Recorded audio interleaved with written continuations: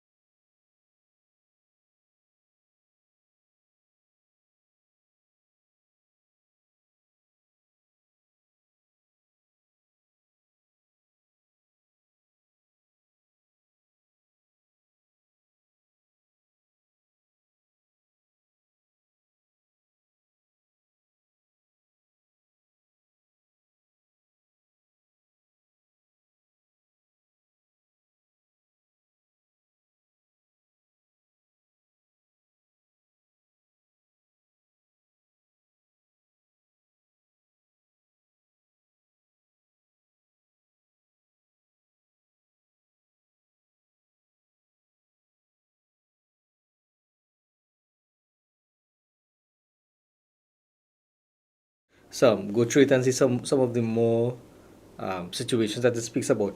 But it tracks things, of course, in the Middle East right now in terms of social issues, in terms of what is going on with the people in countries and the unrest in countries. Some of the major things we have, of course, is in the Middle East with Israel and all the deaths that are taking place there, and not only the deaths that are taking place in Gaza, but the spread of that throughout the wider Middle East and the potential to spread even more.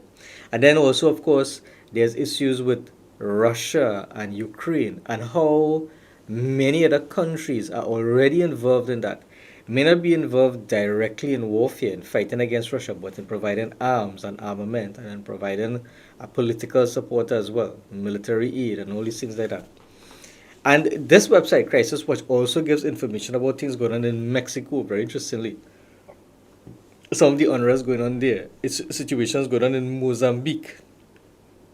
And then there are things taking place in Haiti. Many of us are probably aware of what's going on in Haiti. And sadly, for so many years, Haiti has been a challenge in terms of what's going on. But there are issues there. Pakistan, Georgia, Turkey, which it is called Turkey. So many things going on. And then there's Sudan. Sudan is very interesting because when you look at what's taking place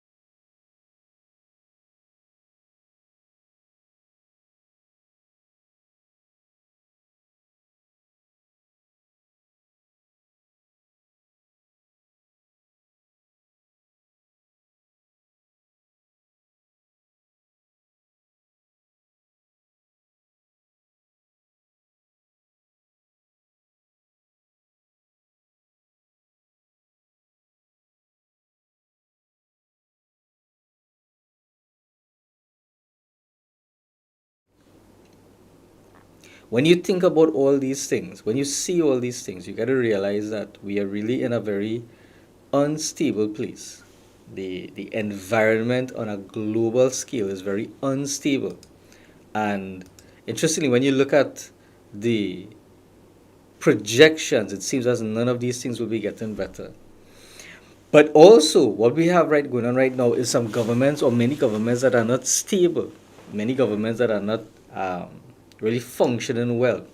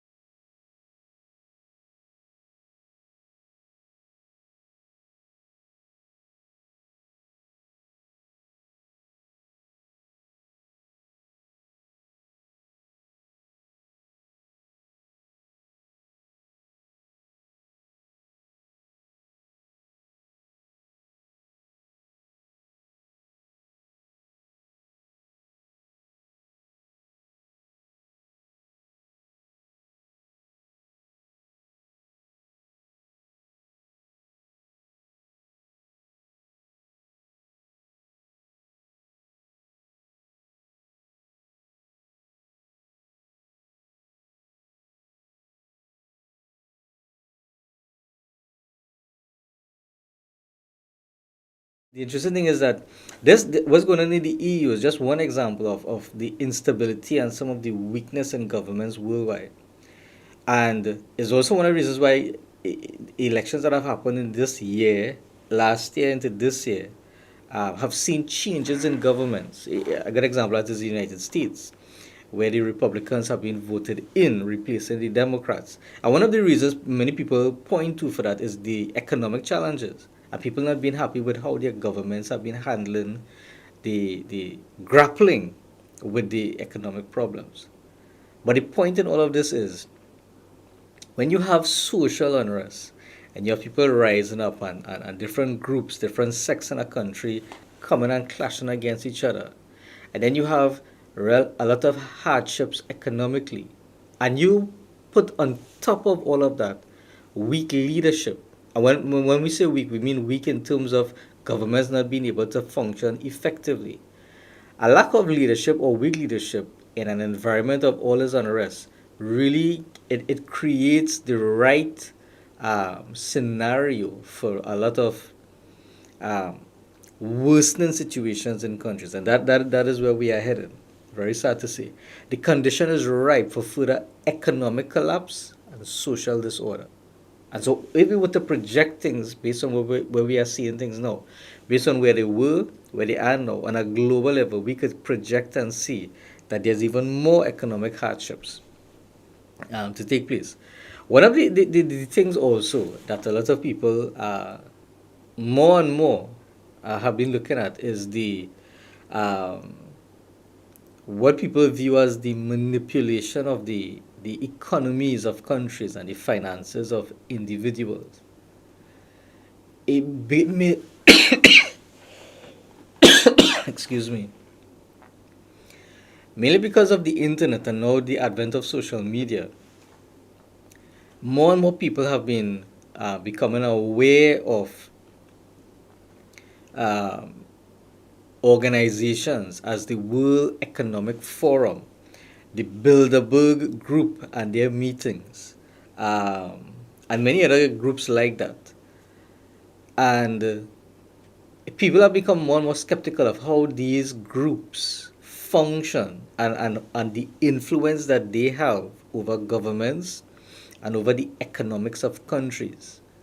And over the years, people have become more and more, or I should say, less trusting of governments and more concerned about the manipulation of the economies and the manipulation of their own finances.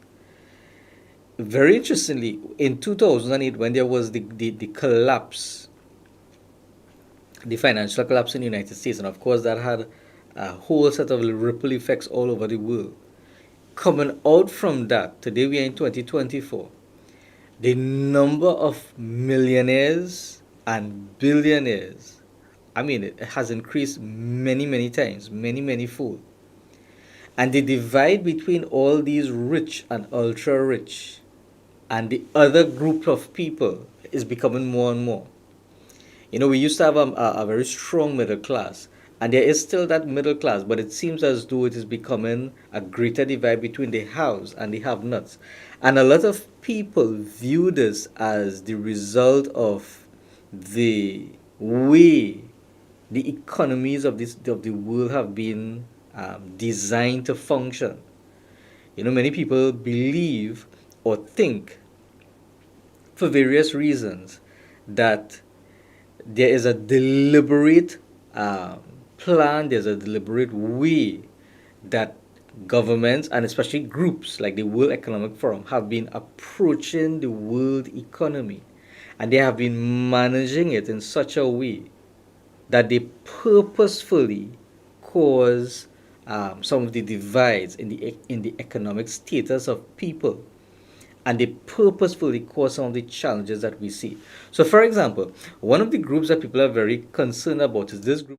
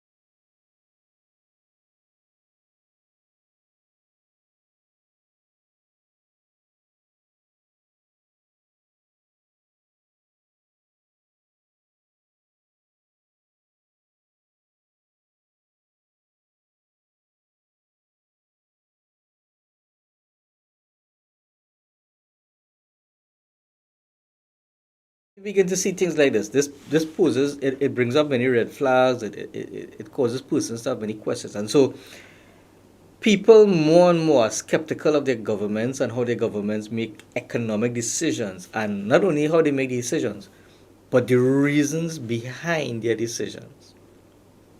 You know, things like these bring a lot of questions. And like I said, we are seeing more and more today a big, the division or the access to resources today is not, there's not an equal access anymore. It's a very disproportionate access. You have so many rich and ultra rich people having access to so much different resources. And then you have the other side of that, poor or the middle class, and that middle class is probably not as strong as it used to be. But these other groups, this other group of people having less access to some resources, and that is really a cause for concern. It's a cause for concern because of the. It's really because the comfort of people becoming less, but it seems to be, or it appears as if the divide in the economic classes is really by design. It seems as if that was planned by these groups of people, and we are seeing it today. Um, there's a famous statement in the World Economic Forum. People have been speaking about it. You will own nothing and you will be happy. Statements like these bring a lot of questions in people's mind and a lot of distrust. And in all of this too, we have um, a lot of what we could say an increase in the movement or the push for socialism. Socialism is something that over the years many countries in the world function with a democratic system. But more and more now we have been seeing, especially with the younger group, Gen Z group of youths, and many other people in different countries have been pushing for a socialist form of government. And this push for socialism and socialist form of government is also bringing its own challenges and causing its own problems for political leaders. And so you have economic challenges in the countries, and then you have the people in the countries, many people pushing for change, and the push towards socialism is also bringing its own challenges and its own problems in countries. So, where are we going, and what does all this mean for that, for us?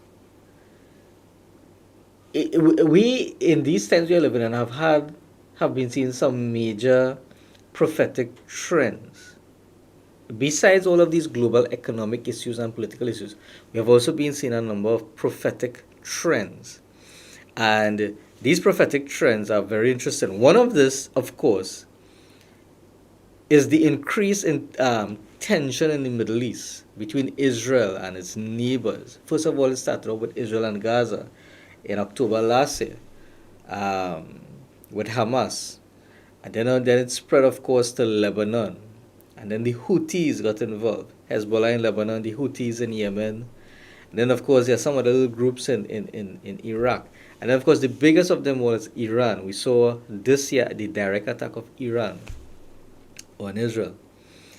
But this increased tension between Israel and its neighbors, especially its Islamic neighbors, is of major significance when it comes to Bible prophecy. Because in Ezekiel, the Bible talks about a coalition of governments that will be coming against Israel, and God speaks about that very seriously. And many of the players in that coalition are in the news today fighting against Israel. And of course, the main one is Iran.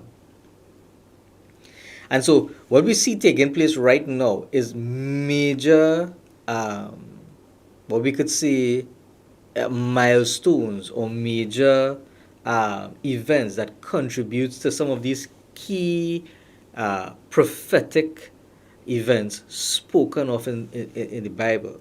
So we could put it this way: the Bible speaks about prophetic events or major events, a coalition of countries coming up against Israel. But even though that is not taking place right now, the build up to that is what we are seeing taking place happening right now. And that is very interesting. That's very important to look at. Because when we see these nations fighting against Israel and the build up towards these major prophetic events, this build up to those events is telling us that there are some major and powerful demonic spirits at work right now. It's really the return of demonic spirits that have functioned years ago, and they are coming back and functioning again today. And they are causing all these tensions. And that has impacts not only for the Middle East, but for us as well. So, right now, one of the major global prophetic issues that's taking place is the tension in the Middle East. There are major prophetic um, meaning behind that. And not only that, but this direct attack that Iran had on Israel is very, very significant.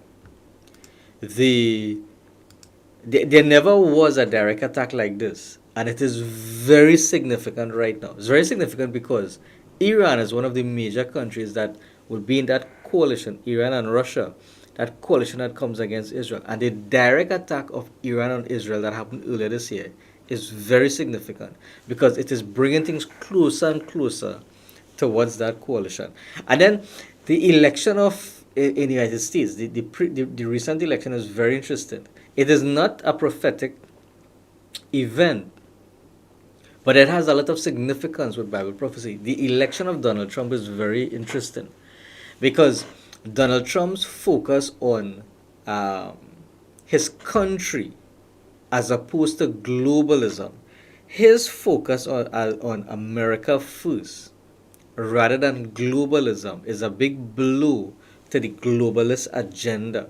And that puts a dent. It probably doesn't stop, but it puts a dent on a lot of the push that other people have when it comes to trying to control things globally, trying to control things economically, trying to control things even with respect to politics. Um, and religion and beliefs and all these things like that. The agenda that many people have on a global scale related to all these things is really affected by this election of Donald Trump. In his first term, it affected everything, and now in this second term, it will.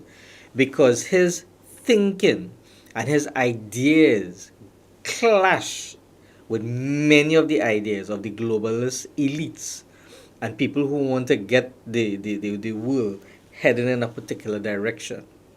And so, even though his ways of doing things may not be very, very, you know, politically correct, and it may not be the way that many politicians operate, his ideas, his ideologies, and the way, what he focuses on is like a dent in what these um, globalists want to achieve. And so, even though this election may not be a prophetic event, it has major prophetic influences and major prophetic overtones. So, where are we heading when we consider all these things? Where are we headed? Well, one of the first things is we are definitely heading for more economic challenges. And we could see that because of one major thing. Governments and individuals are buying up a lot of land and commodities like gold and silver. A lot of central bank um,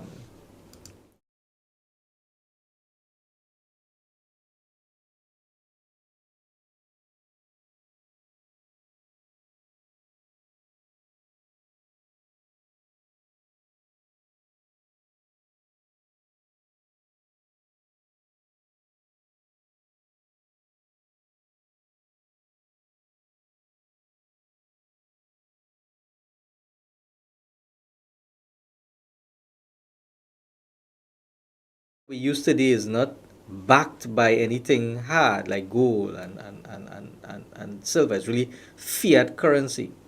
So because many countries and people they could see hardships financially coming, what they do right now is backing up their fiat currency with actual money. Money is these commodities, gold, silver, and other things. And it's not only them, but we have instances where individuals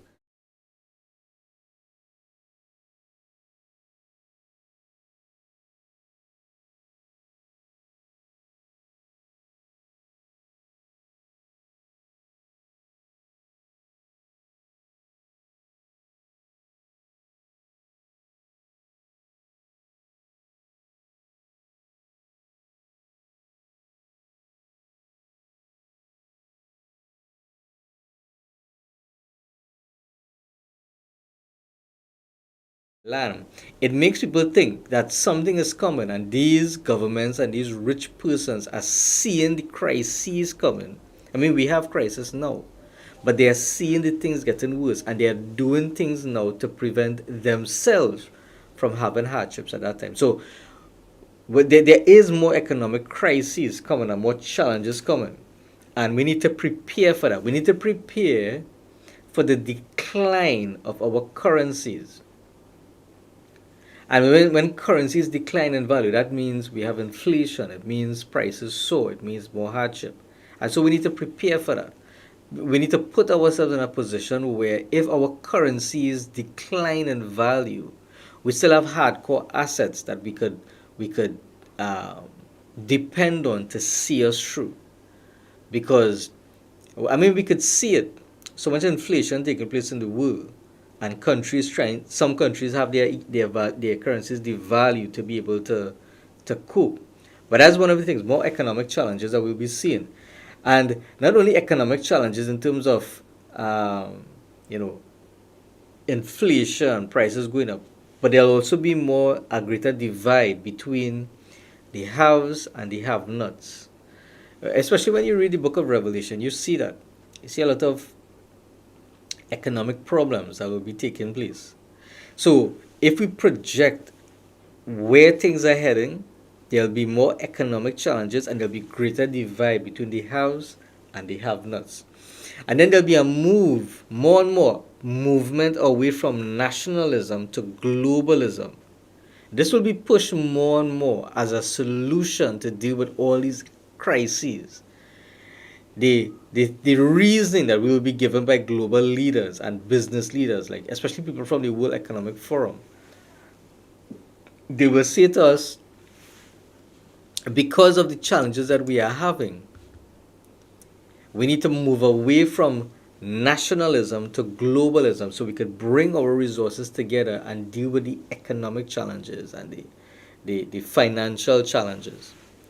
And that is going to cause this push more and more to break down borders and easily come towards a one world government. But it wouldn't just happen just like that. There'll be a lot of rational reason and logic given. Mainly, once we come together, we have the resources pooled together to deal with the challenges. And this is one of the things. So there'll be a move from nationalism more and more, a move from nationalism to globalism. And Donald Trump is really against that. And that's one of the major reasons why he is not liked. Because Donald Trump's push for America first is a big hindrance to the push towards globalism. Remember, America is the biggest economy in the world, and if the largest economy in the world is a nationalist economy, it is a major dent towards the globalist movement. And that is why his election is a very significant thing. And then, of course, one of the major things is there's more. There's coming next year what is called the blood moons. The blood moons. In 2014, 2015, there were a number of lunar and solar eclipses that took place on the days of Israel's holidays or feast days. Israel has major feast days going back from the Old Testament times that God told them to celebrate and to observe. When lunar eclipses of the moon, and solar eclipses of the sun, take place on those exact feast days when they happen together simultaneously, they have major prophetic events. That occurred in 2014, 2015. There were lunar and solar eclipses, a number of them on different feast days that Israel celebrated. And it warned us that there was major problems coming for Israel. Those are the lunar eclipses, told us that. And for the nations of the world, that is solar eclipse. And it happened. The pandemic, all the wars we are seeing taking place right now, the social problems, the challenge, all the things we just discussed, those blood moons warned us, and it's taking place now. Very interestingly, next year, 2025, there are more of those blood moons again will be taking place on feast days that Israel will be celebrated. And that is telling us there is more hardships to come. It is a way remember in Genesis, God put these heavenly bodies for signs to tell us things. And so we will be seeing more wars with the nations of the world. We've seen Israel having more wars as well. There'll be some more economic challenges. And we could see that in the trends when we look at things globally on a financial basis. But when we look at these prophetic things from the scripture, these blood moons, it is telling us that as well. And so we have some major things to take place. Some very serious challenges. Put together, we are having challenges now, and it will continue and will get worse. But the good news is, for us as believers, we could look to God for His protection and for His help. If you are a believer, then my encouragement to you is to build your relationship with God. Focus on that. And also focus on building your faith. And if you are not a believer, my encouragement to you is to put your faith in Jesus, believe in Him, because what we have coming is not going to be nice. And then after the earth, you have eternity to deal with. You have a God to face for judgment. And the only way to protect yourself against what will come in the next few years here on earth, and then what you would have to face in eternity when you stand before God in judgment, is your faith in Jesus. And so my encouragement to you is to put your faith in Him, believe in Him, and to be born again. And so this is where we are, where we'll stop for today. And we'll be doing another live stream soon. But for now, this is my encouragement to us to prepare ourselves practically in terms of our day-to-day lives, but also in our relationship with God. And so thank you until the next time. I'm praying God's blessings on you. Thank you for joining with me. I look forward to the next time we meet on a live stream. Take care.